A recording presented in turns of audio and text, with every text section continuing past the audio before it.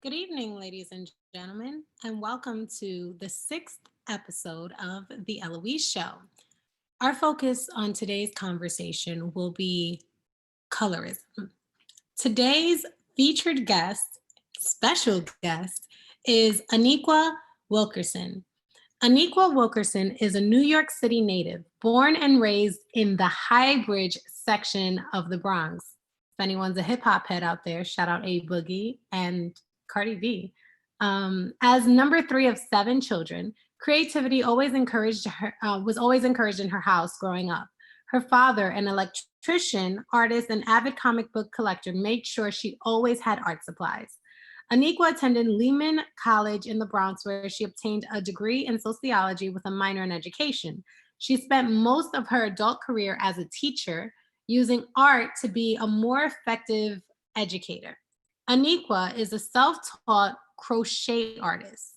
For those of you who don't know, crochet is considered to be a part of the fiber arts. She became interested in crochet around the age of 19 years old when her cousin found some old home economics books. At this time, there was no YouTube and she didn't know anyone who could teach her. Over the years, while attending college and working, Aniqua did not realize how skilled she was at her favorite hobby. She had acquired quite the collection of tools and materials to experiment with and create new things. It wasn't until January 2013 that she decided she didn't want to teach anymore, at least not in a formal setting. She decided her hand at being a full time artist. As a former early childhood educator, Aniqua was inspired by children and vibrant colors. Much of the things she created and continues to create are whimsical and imaginative. Her crochet creations are most often collectible and practical.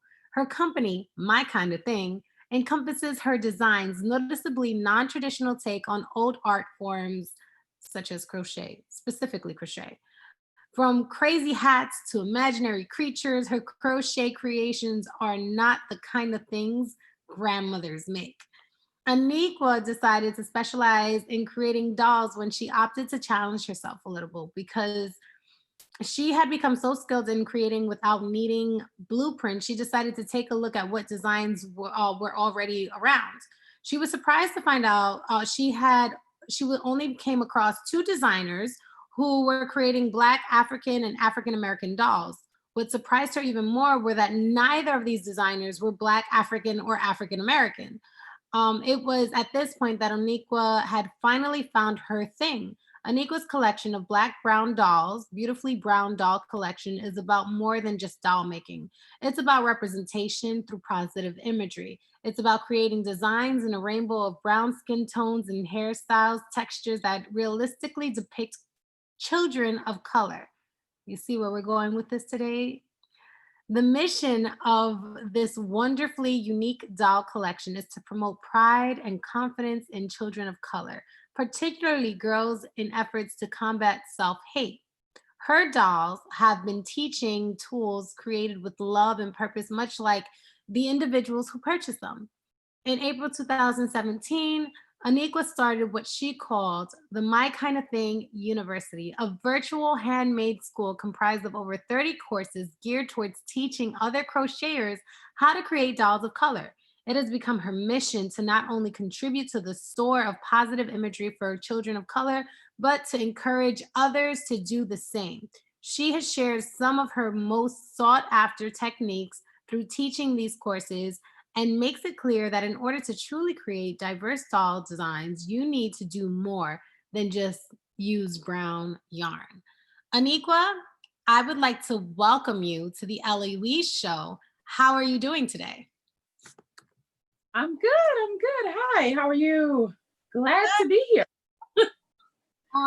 So like you as a person, you're dope, right? But your bio, like when I first read it, it just like taught me so much about you, about your background.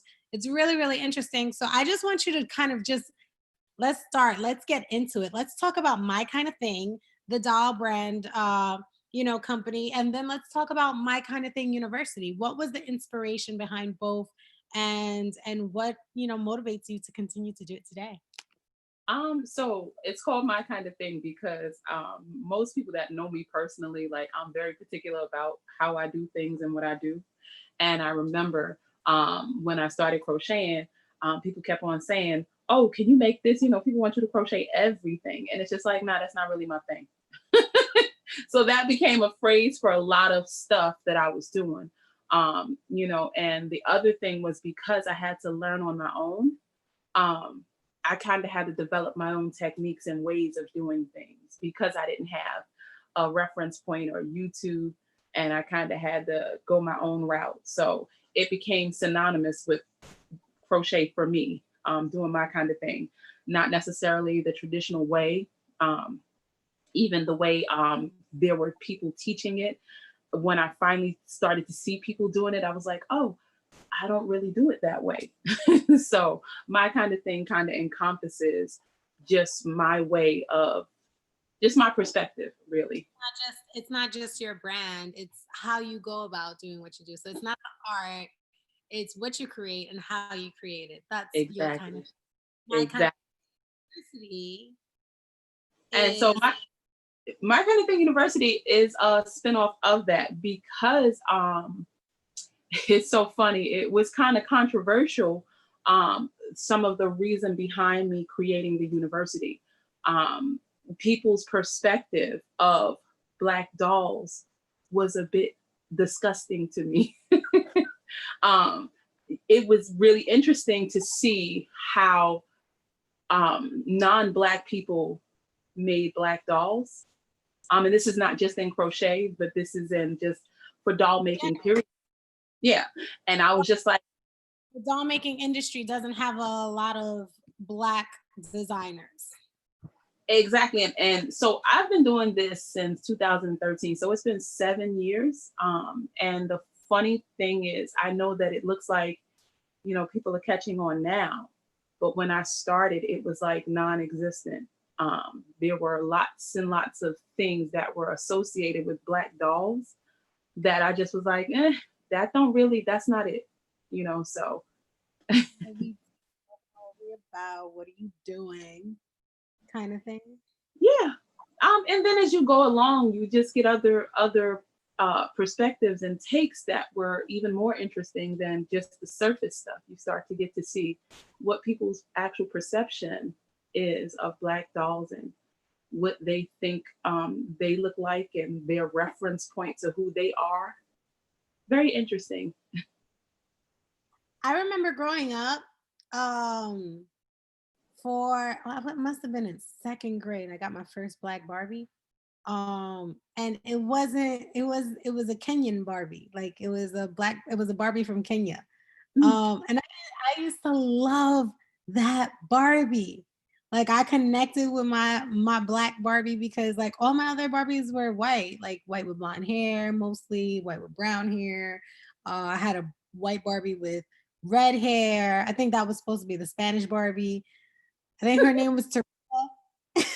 Oh, and and then I got a Kenya. And I used to love my little Kenya, but like my Kenya, she had no hair, you know? So I think it's interesting, like, your commentary on how a doll's a creator's creation, like a doll maker creating a Black doll tells you what they think about Blackness in their execution of creating said doll, you know? so Um, I got my first doll when I was 8.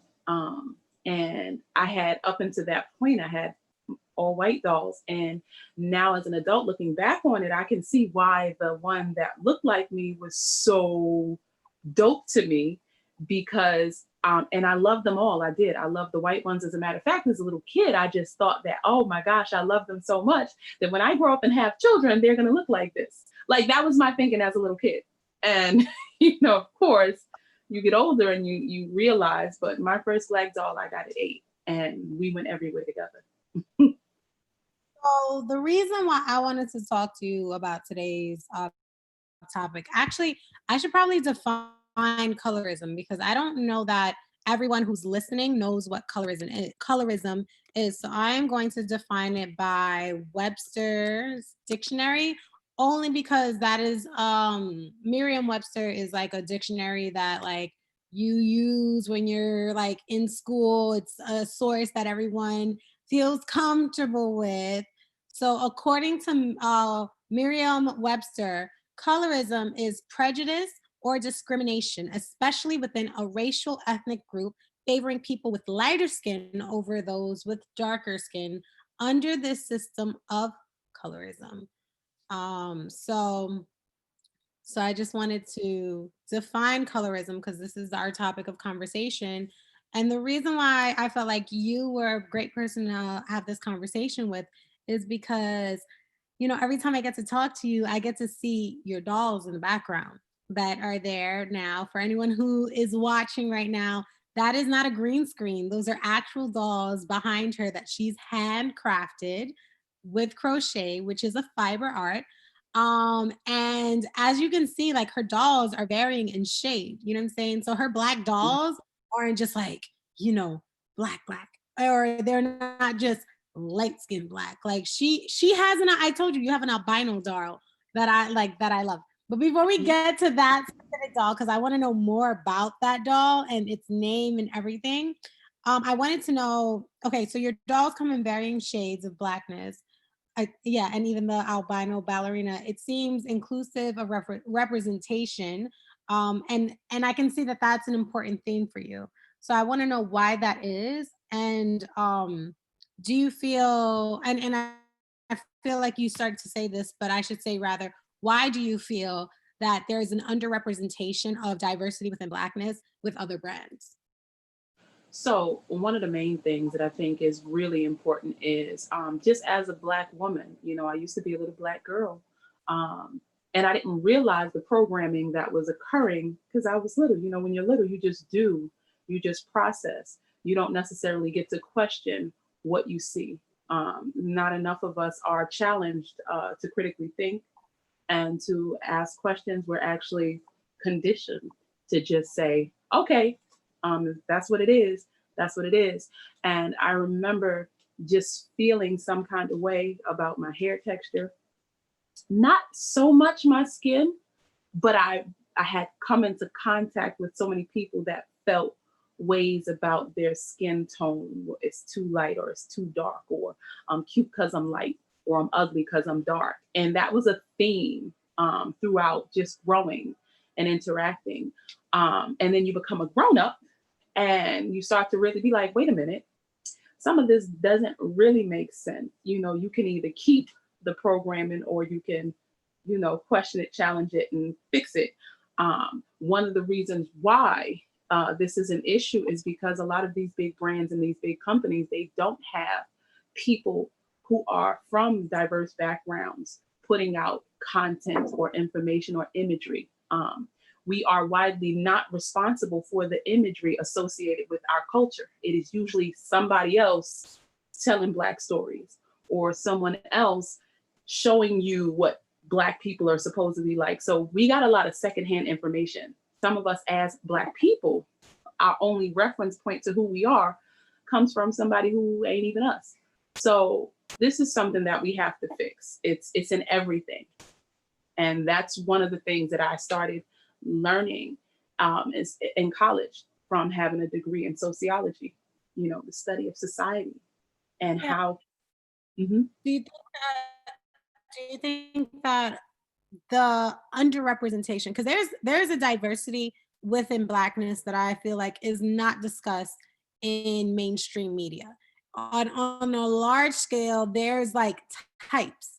We've had these caricatures, we've had these types since the days of cooning. You know what I'm saying? That you either fit into like this, that, or the third. Like for instance, um my type, would be like the house nigga or, the Jezebel. You know what I'm saying? Like those are the two types that I would unfortunately fit into by society standards just because of how I look. I'm saying, and I feel like that translated from like these coon cartoons to like our filmmaking to then our, how what media will allow to come out there, even like in terms of like music. I think we've created all forms of popular music, right? But then, it becomes mainstream, which is whitewashed. And then what we created then gets watered down into a specific version of what it could be.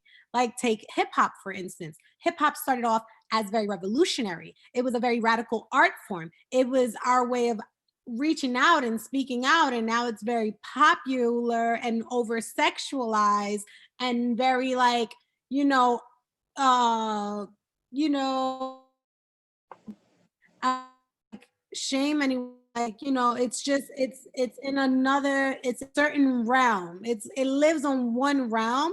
When I feel like when hip hop first started, it was multi-realm, you know what I'm saying? Like, there was a lane for within everyone interested in hip hop, there was a lane for like conscious rappers, and there are a ton of conscious rappers. You take the female rappers that come out today, that are popularized today. If you're not talking sex, then if you're not, if you're one of those female rappers that are, speaking, there's this rapper.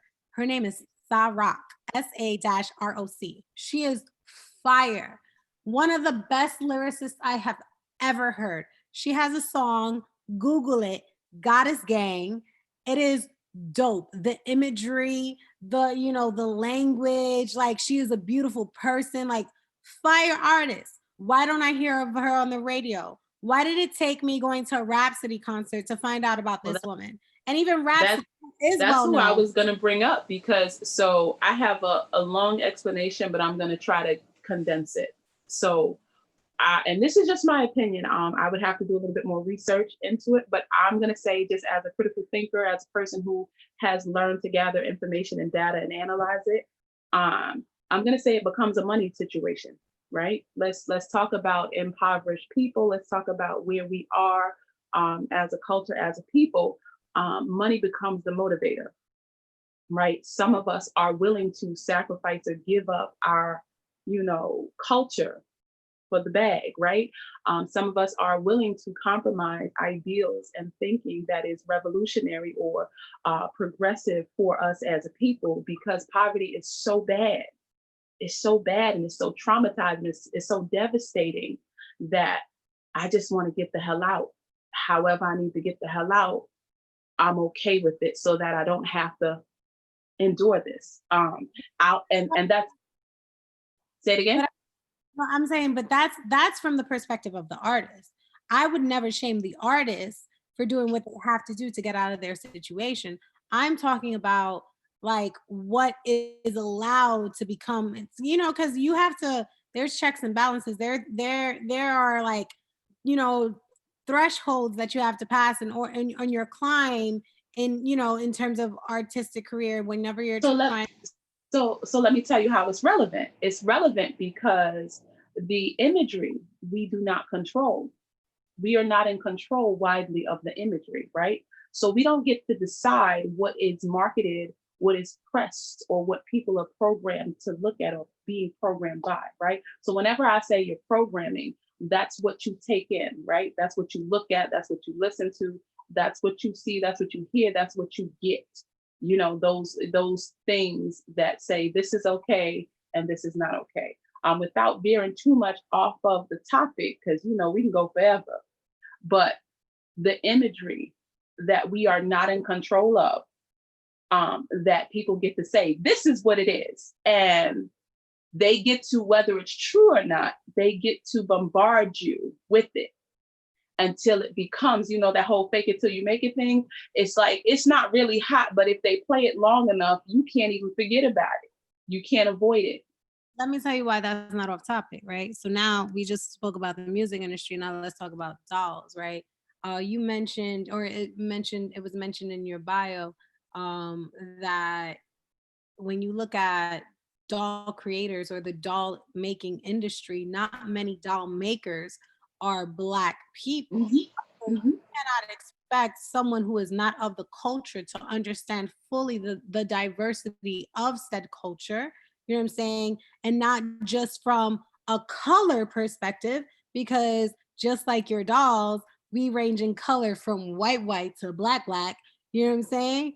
But also in types, like in socioeconomic status, in, um, in academic level, whether we graduated high school, from college, whether we have our master's or our PhD, in terms of careers, lifestyle choices, styles of dress. Like, we are at the forefront of every single trend within everything, and we're So, not credited.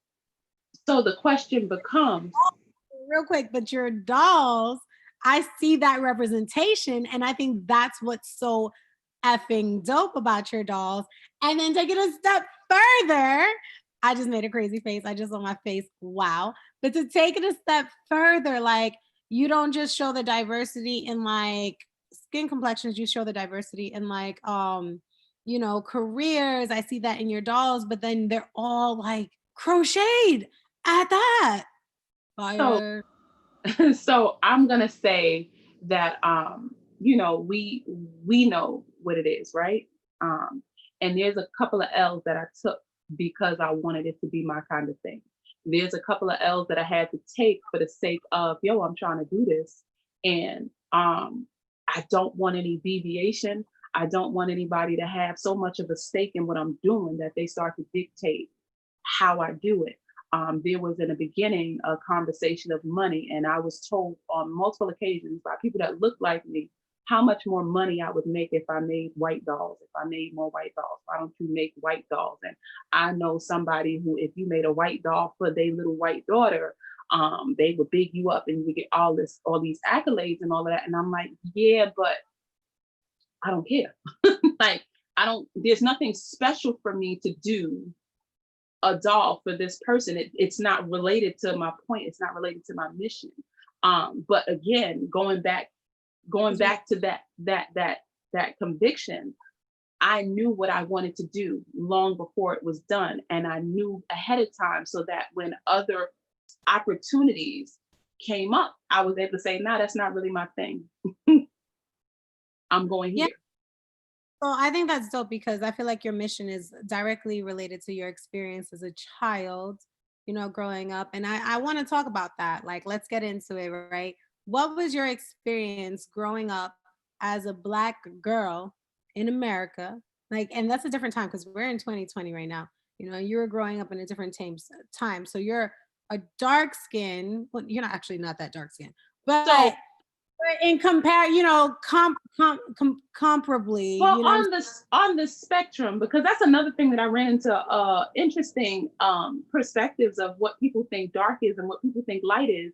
It's very it's relative, but I feel it like is. you would be brown skin. I don't even really think that you're dark skin, So but like a white person, you might be dark skin and I might be brown it skin. it depends on who you're talking to. That's why I don't really like. So for me, the way I actually have it set up in my scale is that I do a wide variety of light, medium, and dark, and I try to keep an even amount of each of those classifications.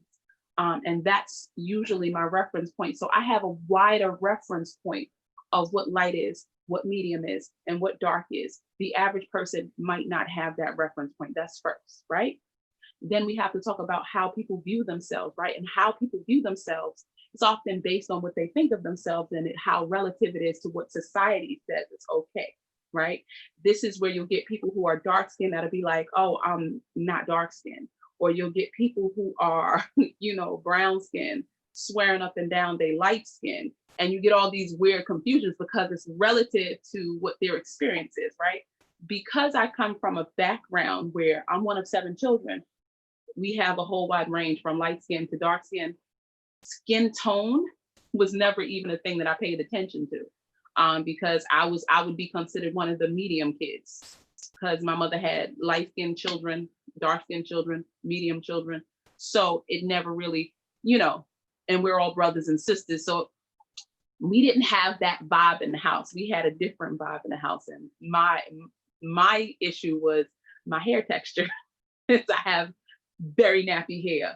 Um, so that was something that I had to kind of learn to grow up and deal with. That was my own personal struggle as a little Black girl, with your nappy head. What's crazy is because like, so within I'm 50% Puerto Rican and 50% African American. And so within Latin circles, right? I've heard on multiple accounts that I have bad hair, right? But when I'm around my circle of friends who are black, they love my hair. Like they're like, "Oh my God, you have good hair." So my this is my take on hair. There is no such thing as bad hair.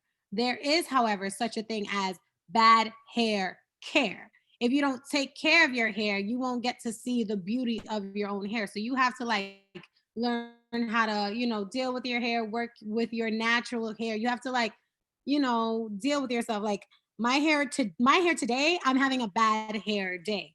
Why am I having a bad hair day? I didn't sleep with my silk wrap last night. I didn't moisturize in like 3 days. I haven't used my, where is it? Hold up. My Mayel. Oh my God, I just had it. Oh, it's in the bathroom. Hold on, let me show you. Okay, I'm gonna show you. So Mayel is a brand that I use. Boom. Mayel is a brand that I use. Okay, you can see the name of it, the Instagram account, the website, all that good stuff. So I use their curling cream. And I feel like it's great because it holds my curls together, but it also like there's a lot of oils in them. So I feel like it also moisturizes it. Mayo Organics is founded by Monique Rodriguez. And she had over 9 years as a registered nurse. Her background is in science with a focus on health from the inside out. So it's great because like her regimen creates like healthy, long hair. It's meant for growth. It's meant for, sustaining moisture. I love her brand. I love her leave-in conditioner. I love her curling cream. I forget the name of it, but it's purple. It smells amazing. But I haven't used it. I've just had like I twist the front of my hair and then braid the end. And I just go. So I'm having a bad hair day, but I don't have bad hair because when I care for my hair, when I do proper hair care, when I shampoo, condition, deep condition, moisturize, untangle correctly with either a wide tooth comb or my hands, it does my head a world of good. Just like dread care. I've never had dreads, but I have a lot of friends with dreads, a lot of friends with twists, a lot of friends who do braids, and they talk to me about the importance of like oiling their scalp, you know, while they have like their hair in, so that their hair done, so that they don't have scalp damage. You know what I'm saying? Mhm. So there's no such thing as bad hair. There's just bad hair care. Like if you don't take So, care of your hair. so I'll say this. What do you do when you don't necessarily fit these stereotypical Black girl things, right? So I'll say that I have never really been like a stereotypical Black girl, ever really. I was a quiet kid. I was really artistic for the most part, and also articulate, but still very, very quiet. And I'm that way as a grown up too. Um, what do you do when you don't necessarily fit the stereotypes? Unfortunately, so many of us try to, and it comes off extremely unnatural. I locked my hair when I was 18, against everybody's like, feelings about it. My aunt cried when I cut my hair off to lock it. But I remember feeling like, yo, this is something that's important. I need to do this because um, my hair was really, really thick. It was really, really hard to manage. When I was 18, it was the year 2000. So um, it was a decision. It was a big decision because at the time, locks weren't popular. As a matter of fact, I didn't know any woman or young girl who had decided or opted for such a thing. And I remember came to play basketball, my peeps were like, they looked at me like I was crazy because they were like, "You really just cut your hair off?" And I'm like, "Yeah," because I knew what it was gonna be like as I got, as it grew out, and I knew that it was going to be better than permanent and having to constantly get that burning going on. And it was so much better. And I made that decision 20 years ago. And I have been good since. I think I've been without a perm. I must have stopped perms maybe around 2010. I would But say. but think about the imagery that's associated with hair, right? Especially because hair is such a major aspect of culture, right? Black culture in particular. It's one of the reasons, one of the aspects of the components of doll making that I really, really focus on. So I think that I know as a lighter skinned individual, I'm supposed to, I guess, feel like I fit in as it relates to like my hair and what it's like and the grand scheme of things. But I'm 1 foot in and 1 foot out of two cultures, It right? depends on So where you are, so who you that with. that the feeling ostracized, that feeling of being ostracized that you felt growing up because of your hair, I completely understand. You know what I'm saying? I get what it's like to, you know, not feel like you like not feel beautiful enough because of your hair. And then make a conscious decision to do something that others consider radical, but it's not radical, it's just completely natural to yourself. And then embarking on that journey and learning what it's like because you have no reference point to guide you along the way. Like I taught myself how to braid my hair. I taught myself how to like add extensions to do twists for like a natural style. I told myself how to do like how to treat my hair because I have different textures in my head because I'm a mixed chick. Most Uh, most people do though. I'm not mixed, but I have different parts of my head that has different textures also. no, Mhm. I know what's going on in this head, girl. No, I'm gonna tell you. So here's the side note. I also used to do hair, like I do hair. I used to work at a barbershop, all of that. All of my nieces, I was doing their hair. So funny enough, there's so many misconceptions about things that people have, and it's based on their experiences and not it's not a widely examined and talked about thing. Um, but The beauty, I'm gonna tell you something. Like, I just want to say something. Like, the beauty of like naturalista culture, which I feel like maybe you can attest to, is not in the switch, but in the process. Because you get to see your hair go from the damage that you did to it to like its healthy, natural state. And then it's like the more that your hair grows, the more that you care for it, you're caring for yourself, the more that you're falling in love with your own beauty, your own natural state. And I think it's empowering, you know? I think it is if that is the intent, right? Because the other thing that I'll say is um, we are in a particular part in time where people do things because it's popping and it's trending. So, huh? Because it's trendy. Yeah, right. So I don't know that everybody has the same ideology when they do it. For me, it was a real conscious decision because at the time when I did it, it wasn't necessarily something that people were doing. As a matter of fact, I think, I'm not sure, but I think I was broken up with because of it.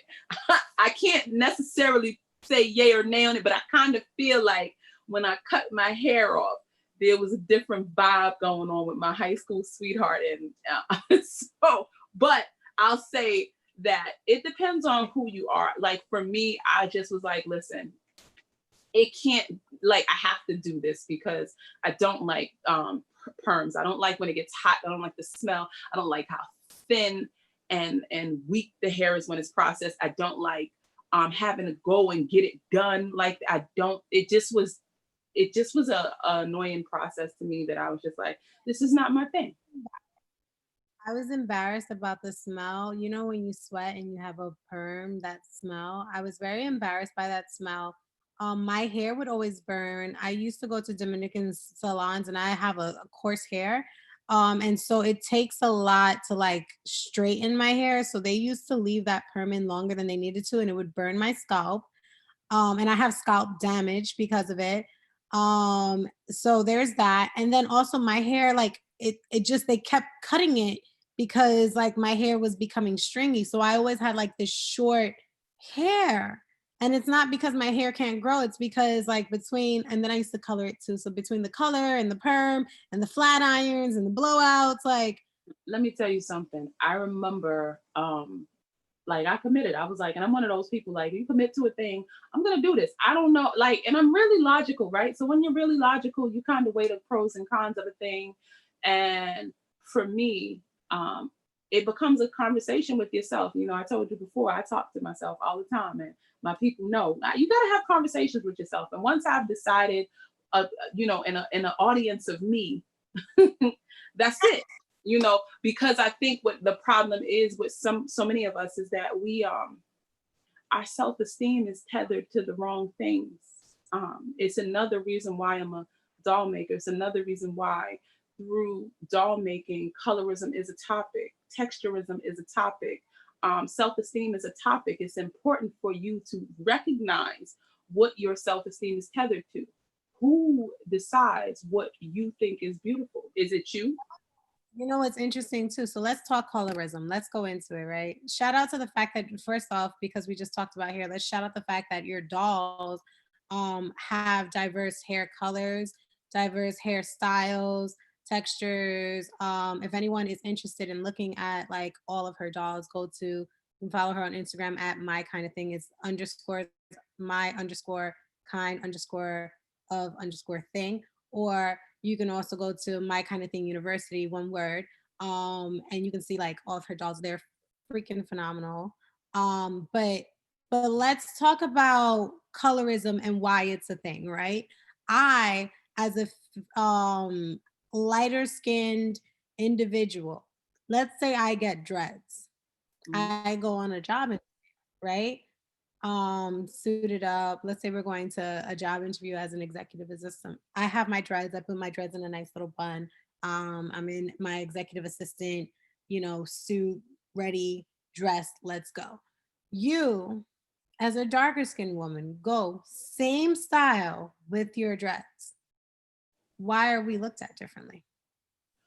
So again, you know, we have these word associations, right?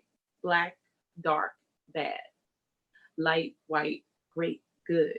You know what I'm saying? There are these connotations, these this programming assigned to words, assigned to images and imagery that we are just programmed to think from the very beginning.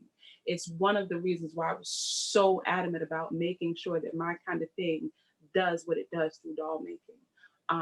There are these associations, and one story in particular, I've told this a few times in different places, but I remember in the kind of beginning phases of me taking custom orders, I had a parent who wanted me to make a black doll for her little black girl. She sent me a picture of the little girl. So I already knew in my mind what color she would be for the design, right? But the mom thought it was so funny to say, well, she said she don't want no black baby. And the mom thought it was so funny. And I immediately was like, Honey. so this is the color that she is, which actually happened to be one of the darker shades. Um, and it was weird because the mom thought it was funny. And it was two occasions with the same person who placed the order with me. And in my mind early on, I was like, I'm going to take the L of not making the sale for the sake of my point and my purpose. Because what we're not going to do is I'm not going to give a dark skinned girl a light skinned doll. We're not playing that game over here. I'm not doing that. If you sent me the picture of the child and I told you that the child is color whatever, and you're trying to go up a scale, we're not doing that. Two reasons why we're not doing that: because I'm not contributing to identity issues with your kid. That's the first thing. The second thing is just from a business standpoint, how you gonna brag about how Aniqua made you this doll for your little girl, um, and that doll don't look nothing like your daughter, and you like, I just don't want that kind of association. We're not gonna do that. Stuff like that, like is horrific to me. That stuff like that makes me feel bad. Um, because so you know how there's like white privilege, right? Mhm. And thing of like white people who, when they're aware of their white privilege, they experience white guilt, right? So I think that within the guides of colorism, there's such a thing as light skin privilege.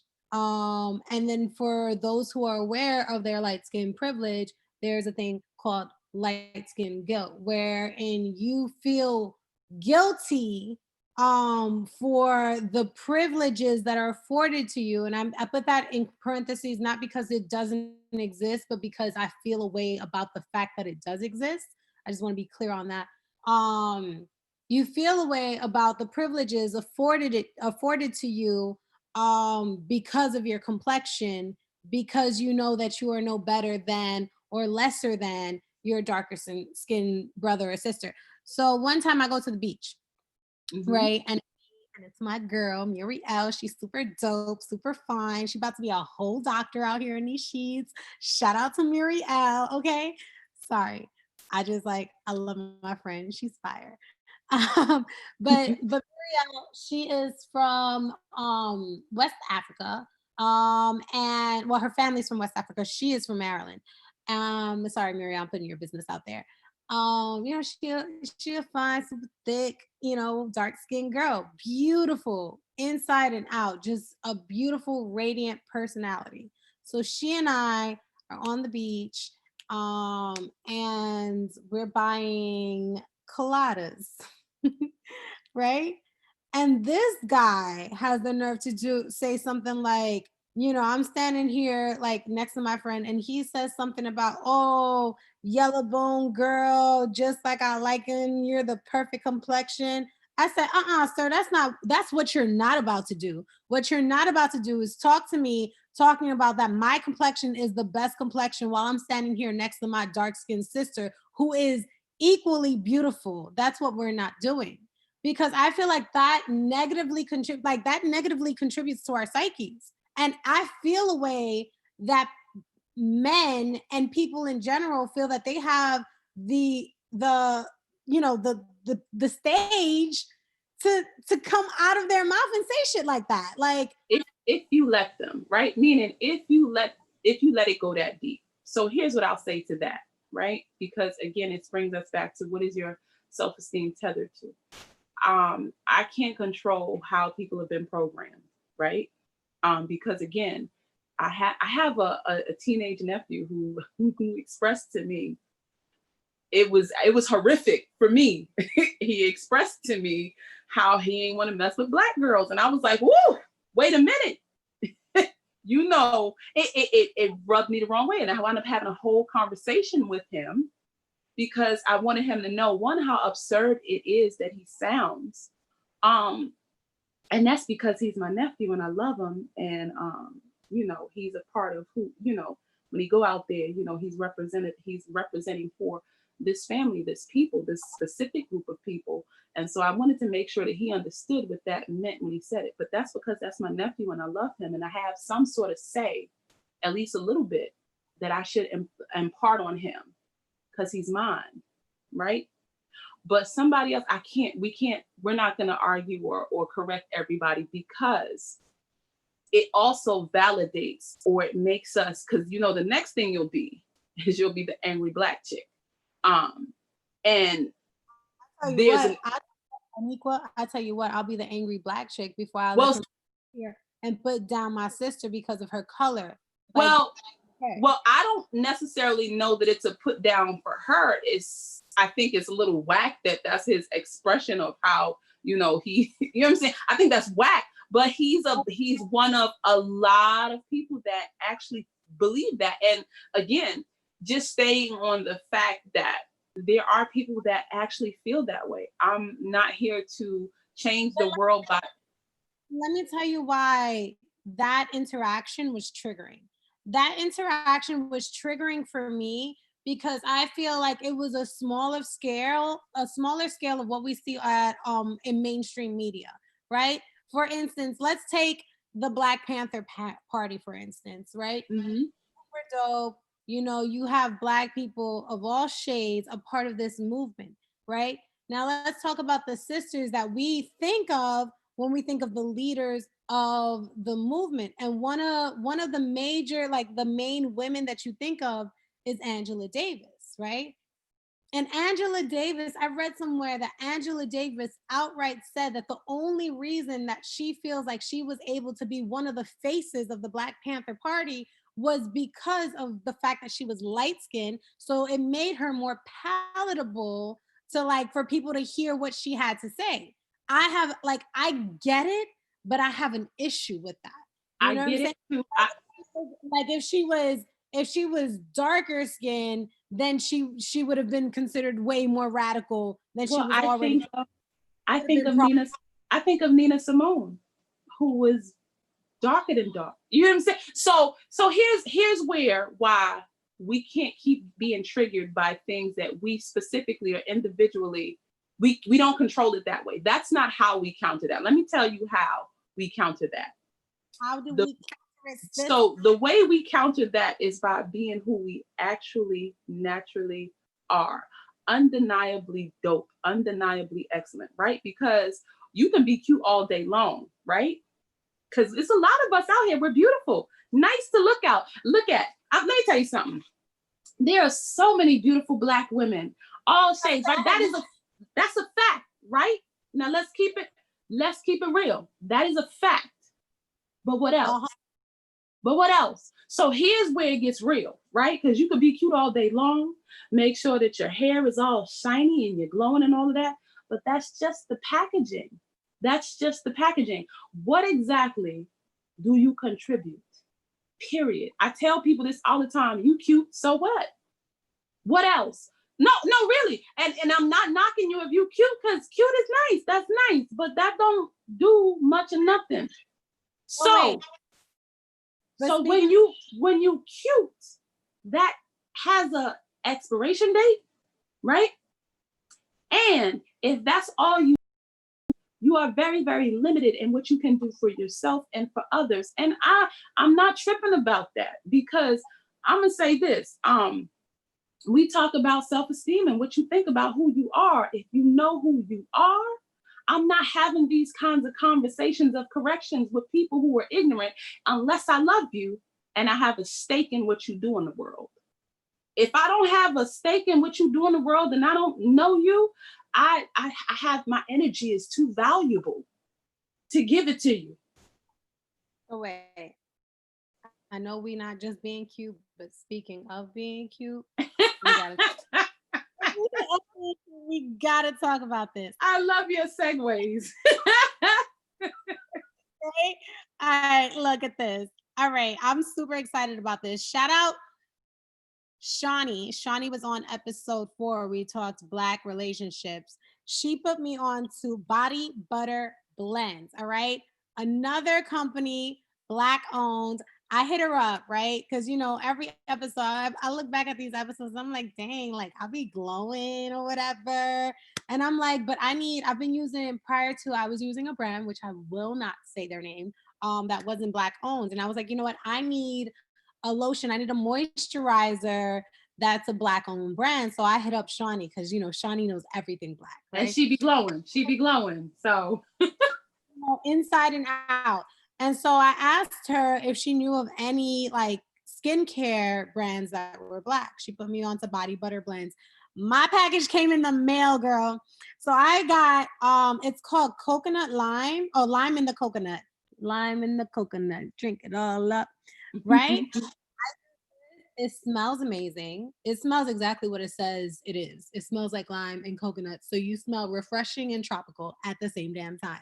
As you can see, the glow has been maintained, right? Then I also got, because why get one thing when you can get 3? I got the lip balm. Let's just slather that on real quick. It's really cool because they tell you exactly what's in there. So there's no, you ever look at skincare line and you read the ingredients and there's like some 7-syllable word that you can't even even think of how to pronounce on there. There's none of that here. Like shea butter, Moroccan argan oil, vitamin E, You know what I'm saying? Like, I know what that is. That makes sense. My brain can read that.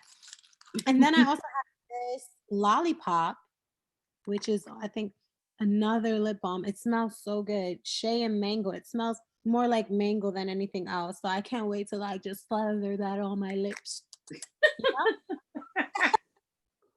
So speaking of being cute, you can be cute and buy black owned is all I'm trying to say. But Yes, and you could be cute and you need to be something else too. You can't just be cute because you can't eat cute.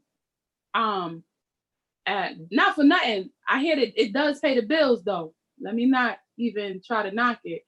I you know, heard those OnlyFans joints. stop pumping OnlyFans here. Shout out to the people who do OnlyFans. No You know one's what I'm judging. saying? But I personally I need to be more than cute. So For sure. You have to but I think that the beauty of being part of the African diaspora is that we are unintentionally powerful. Which is beautiful because when we are intentionally powerful, it is bigger so is insane. bigger. It's It's like much it's Beyonce level. So Beyonce, without focusing her intentions on being the powerhouse that she is, would have always been a wonderful woman. She would have always been a great woman. She just chose in her lesser self, she would have been great. She chose to be great. So her greater self is greater than great. We're naturally powerful. Black women are naturally powerful. Like you think of the things that we accomplish, the things so that our ingenuity, our creativity, you know what I'm so saying? so Our, let me ask you this. look at the way that Knowing look at the way that are built, the way that our bodies are structured. We are so we're built like athletes. so here's the other thing that I would like for you to think about. Knowing that, like that's a fact, right? That's not speculation. There's evidence to the fact that Black women in particular are very, very extraordinary individuals. This is not exaggeration, and I'm not just saying that because I'm Black. There's evidence to it, being a member of a race of people that have been historically demonized and oppressed and still managing to do and contribute so much. That's just a fact, right? So with that fact, I think about those triggers, right? And I try not to be triggered. There are some things that really make me like, ooh, that's whack. But realistically, when I think about who I am and where I come from, right? Oh, that was whack, but that don't really mean nothing to me because that's not the facts. That is not the fact, right? So I can't have heated discussions and debates of correction with people about me because the first thing that comes to my mind is, oh, he don't know. Oh, she don't know. And I'm not trying to teach everybody, especially not trying to give private lessons on the beach when I'm supposed to be chilling with my people and we dope. You don't want to give people private lessons because he ain't paid for Right. that. You have to forget. You know what it is? It was I the know. it Listen, was I get it. I get it. I get it. But he didn't pay for that. He didn't pay for that. And but you know what? I was about 3 kilometers in, and you talking to me, and I like. but so as a Black designer, as a Black artist, as a Black contributor to the store of positive imagery, and as a person who actively contributes to the associations with the Black image, we don't do that. The reason why is because it doesn't help you at all. It doesn't enhance you at all. I will give you And that. I will and give you that. I will give you that. When that situation was over, the only person who was bothered by it was was you. And that, you know what, that feeling of, oh my gosh, I just spent time on a thing that I could have used being even more dope than I am right now. I just messed up my potency all by right. But I have a real question though, that Aniqua, and then like this a question, and then I have to ask you my final question. Wow, the time has flown by. Um, I just like it doesn't sit well with me when I feel like someone is attacking someone that I care about, especially on an issue that is so important to me. I think that we like, okay, so we talk revolution, we talk moving forward, we talk unification, right? And I think that with any movement that within blackness, Hmm. black women are at the forefront of this stuff. You know what I'm saying? Like Hmm. we drive culture, we drive movements, we drive revolution. That's what we do. Hmm. So how, and I think an important part of that is us being unified. Like it's us having each other's backs, no matter what we look like, light skin, dark skin. It does. I don't give a fuck. Like so long as we stand together. So when do I stand up for my sister, and when do I stand down? You So know. it's important to stand up for your sister when it matters, when it really does mean something, right? So I'll say this, because as much as that is ideal, we don't all have that thinking, right? And I'm going to say this without, because I would never specifically, oh, I try not to. Let me say not say never, because never means not even once, and I can't commit to that.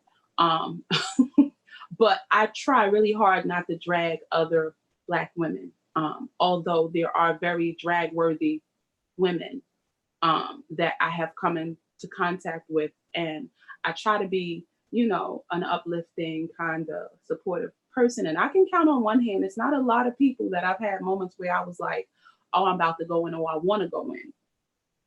The most heartbreaking thing that I've experienced as a Black artist, as a Black female artist, as a Black doll maker, is having come into contact with somebody who I thought was like, yeah, yeah, yeah, this is, we on the same page, and then finding out, no, we're not. This was a cutthroat biatch, and I probably gave her way more support than she deserved. And she had her own issues that didn't allow her to see me as support. Instead, she saw me as competition and pretended that we were cool to garnish or to gain from me, right? So, as much as I feel like we need to support and stand up for each other, and it's important, I am also realistic and what that actually means and who deserves that, who gets that, right? Without overextending myself in situations that I don't benefit from and the person doesn't benefit from. That is a hard thing to learn, but it is something that you have to learn, because I think that we're dope. We are. Even people that I don't really F with, I can still be like, "Oh, that's dope. I don't F with you. I don't really like you. You so and so, and we had words on the slide on the low, and I don't F with you, and you know that, and I know that. But I'm not a hater. I'm not gonna badmouth you to other people. I'm not gonna badmouth you to other people, but you know I don't F with you."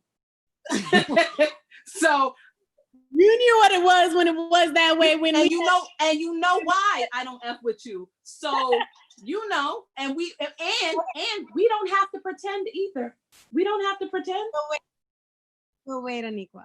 Most important question, because we down to 2 minutes. This time Oh, has flown. I appreciate the conversation. I appreciate your energy. We definitely have to do a part 2 of colorism.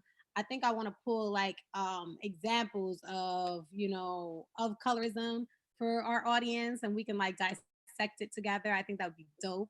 But before we wrap up, I want to know, what do you love most about being a beautiful Black queen today in 2020? so I can tell you that that's my favorite question that you ask. And for everybody who's listening and watching who has not watched these shows, make sure you watch those episodes, because I've been thinking about this since I watched the first episode. And I was like, yeah, I can't wait till she asked me that question, because my favorite thing about being a Black woman is the resilience associated with being a Black woman. I come from a lineage of very, very strong thinking Black women that make it happen with nothing, that have done amazing things with nothing, like Jesus miracle type stuff.